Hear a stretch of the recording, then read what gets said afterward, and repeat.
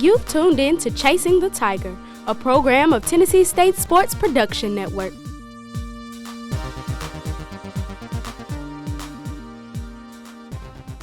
Welcome to another show of Chasing the Tiger. I'm Al Ritchie. My name is Micah Kennedy. I'm Paige Jefferson. And I'm Joshua Walter. It's great to be back. Hey, we got an amazing show today. We got some football, a little bit of basketball, some volleyball, some track and field. Paige, tell us about this football. All right, guys, I wish I had better news. We're 1-5 in the conference, 4-5 overall. We lost against Murray State last week, 46-43 in overtime. On top of that, we're losing a lot of seniors, once the season ends. Offensively, we're losing Shaq Anthony, DeAndre Haynes, James Lewis, and Telvin Hooks, our running back. You guys know that we need him. Yeah, he was a great player.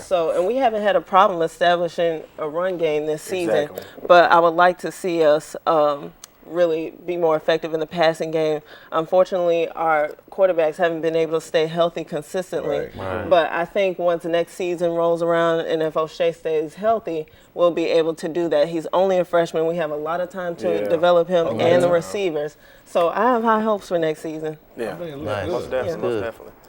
So I heard the volleyball team is doing big things right now.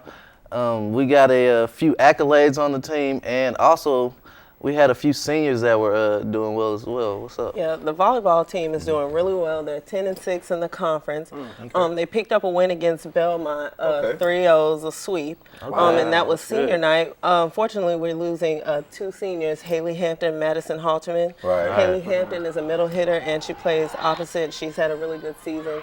Madison Halterman, she's a libero. She's had a standout season. I heard. She picked up the Defensive Player of the Year award, and she's the first Tiger to pick up that award. So congratulations to her. She's also led the team defensively with 546 total digs on the season. So she's an absolute beast. Sounds like beast. So hopefully she can continue her volleyball career, after, she graduates from TSU. So I wish all the seniors the best. So switching gears a little bit, Micah, how's the women's basketball team doing? Well, the outlook is really good this year. As you know, last season they come off of a high. They won the OVC championship last year. They did. For the first time since 1995. So that was a big deal. Everybody was supporting the team. It was a really, really good environment on campus. So the big question is this year, can they get back to that point again?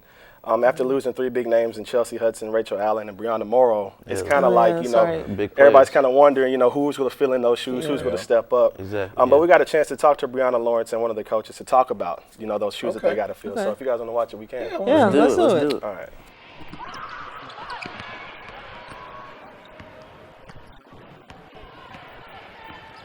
It's going to be hard to replace those three players, so it's going to be more of a collective effort. Monty Davis has to step up, Brianna Lawrence, probably Michelle Cox, and then we have Jada Johnson as well.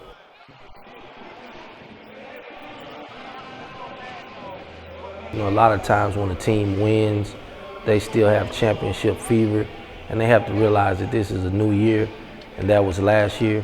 They don't realize that this year, everybody's out to get us. We're going to get everybody's best game. We have a target on our back.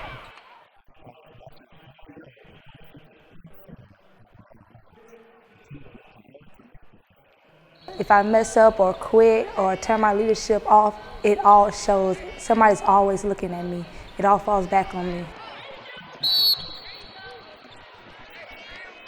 One of my big things is faith. I believe in a higher power, so my God helps me with the strength and the endurance to keep going. Last year, we didn't start off at a good season. I think we were 1-6, and we never gave up hope. If I just instilled the belief that we can do it again, then we're gonna be good. We're gonna be a force to reckon with.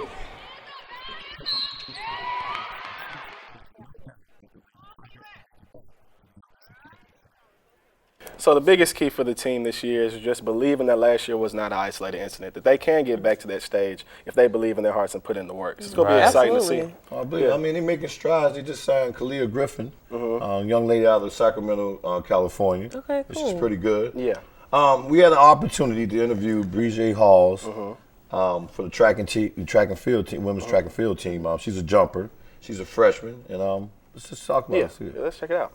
Got a lot of people here from Atlanta, Georgia, and Florida. Y'all pretty much dominate the track and field. Yes, the track team is full of Atlanta and Florida people, and a lot of friendly tension happens. Some good competition. That's great. That's great.